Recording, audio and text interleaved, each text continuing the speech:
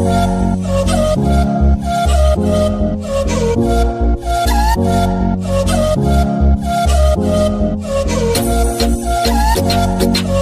Jagannath. Welcome back to my channel learn happily.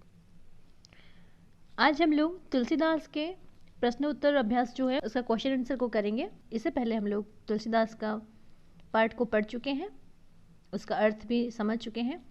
अगर उस video को आप देखना चाहते हैं तो मैं अपने डिस्क्रिप्शन में उसका लिंक डाल दूँगी, आप लोग जाके देख सकते हैं। तो आज हम लोग तुलसीदास के प्रश्नोत्तर आलोचना करेंगे। पहले देखते हैं, निम्नलिखित प्रश्नों के उत्तर 2-3 वाक्य में दीजिए। कठोर वचन का परिहार क्यों करना चाहिए? तो यहाँ पे उत्तर है, कठोर वचन सबको दुख पहुंचाते हैं। मीठे वचन में वशीकरण के समान है, इसीलिए हमें कड़वे वचन न बोलकर मीठी वाणी बोलनी चाहिए। नेक्स्ट क्वेश्चन है, मीठे वचन से क्या लाभ होता है? मीठे वचन सबको प्रिय होते हैं। मीठी वाणी से हम सबको अपने वश में कर सकते हैं। नेक्स्ट, संतोष धन के सामने कौन कौन से धन धूरी के बराबर माने जाते हैं? संतोष धन के सामने पर्याप्त धन, जैसे पर्याप्त गाय, भैंस, हाथी, घोड़ा, धन रत्न, हीरा मोती आदि धूरी के समान माने जाते हैं। नेक्स्ट, रोष या गुस्से के समय क्या नहीं खोलना चाहिए और क्यों?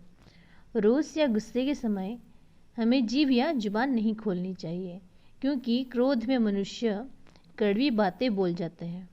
अर्थात क्रोध के समय किसी को कुछ नहीं कहना चाहिए। ये कड़वी बातें तलवार से भी अधिक घाव करती है। नेक्स्ट है, मीठे वचन की तुलना वशीकरण मंत्र से क्यों की गई है? मीठे वचन से हम सबको अपने वश में कर सकते हैं। मीठे वचन से चारों तरफ शांति बनी रहती है, सबको सुख मिलता है, इसीलिए मीठे वचन की तुलना वशीकरण मंत्र के साथ की गई है। हमें सोच विचार कर क्यों बोलने चाहिए? कड़ी बातों का प्रहार सीधे हृदय और मन पर होता है। तलवार शरीर पर घाव करता है, मगर कड़वी बातें सीधे मन और दिल पर वार करता है, इसीलिए हमें सोच विचार कर वचन बोलनी चाहिए। 2 नंबर देखते हैं, निम्नलिखित अवतरणों का आशय 2-3 वाक्य में स्पष्ट कीजिए। तुलसी मीठे वचन ते सुख उपजत चहुँ और। प्रस्तुत दोहा खंड तुलसीदास जी द्वारा रचित है। यहाँ कवि कहना चाहते हैं कि मीठे वचन सबको प्रिय होते हैं, क्योंकि उससे चारों तरफ सुख शांति बनी रहती है। सबको वश में करने का इससे अच्छा तरीका और कुछ भी नहीं है। मीठी वाणी बोलने से चारों तरफ सुख या शांति का वातावरण बन जाती है। जब आवे संतोष धन, सब धन धूरी समान। यह दोहा खंड तुलसीदास जी द्वारा रचित है। इससे कवि ने संतोष धन को सर्वश्रेष्ठ धन बताया है। इसमें कवि ने संतोष धन को सर्वश्रेष्ठ धन बताया है। आमतौर पर हमारी धारणा है कि जिसके पास पर्याप्त गाय, भैंस, हाथी या घोड़े, हीरा मोती ऐसे आदि रत्न मौजूद होते हैं, वो सबसे बड़ा धनी है। लेकिन तुलसीदास जी के द्वारा ये सारे धन होते हुए भी अगर मन में संतोष नहीं है तो यह सब मूल्यहीन है। संतोष रूपी धन के सामने ये सब धूल के बराबर तुच्छ है। नेक्स्ट है, रोष न रसना खोलिए, बरु खलियो तलवार।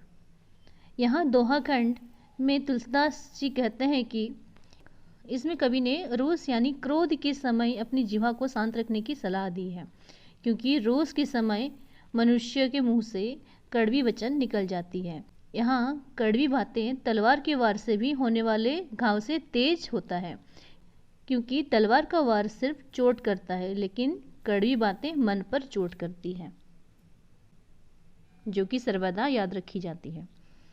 निम्नलिखित प्रश्नों के उत्तर एक एक वाक्य में दीजिए। किससे चारों ओर सुख उपजता है?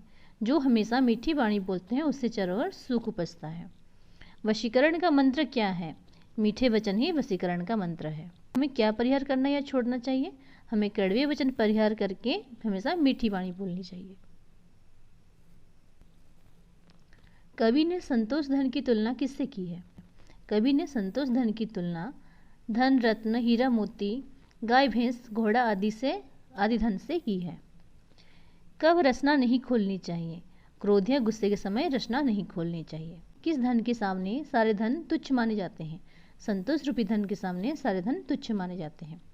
संतोष धन के सामने सब धन किसके समान होते हैं? संतोष धन के सामने सब धन धूल के समान माने जाते हैं।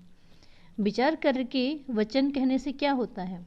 विचार करके धन कहने से उसका परिणाम मधुर और सुखदायी होता है। तो अब आते हैं भाषा ज्ञान के ऊपर। निम्नलिखित शब्दों के विपरीत शब्द लिखिए।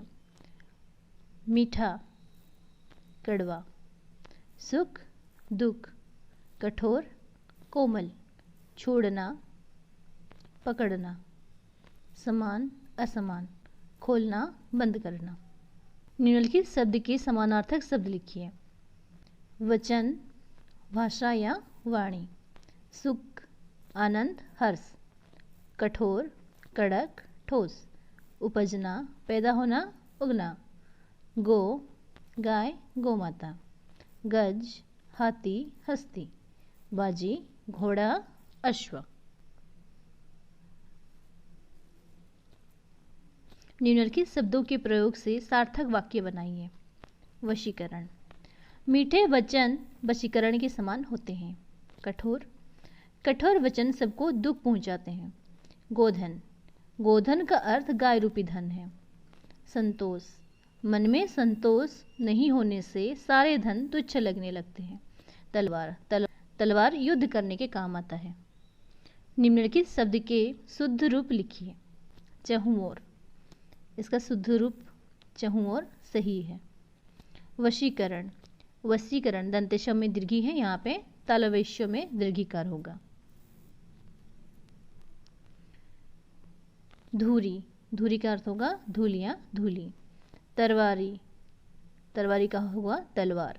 परिणाम, परिणाम का होगा परिणाम। निम्नलिखित शब्दों के साथ करण कारक से चिन्ह का प्रयोग करके वाक्य बनाइए। वचन, इसको हम से लगा करके वाक्य बनाएंगे। जैसे मीठे वचन से सबको सुख मिलता है।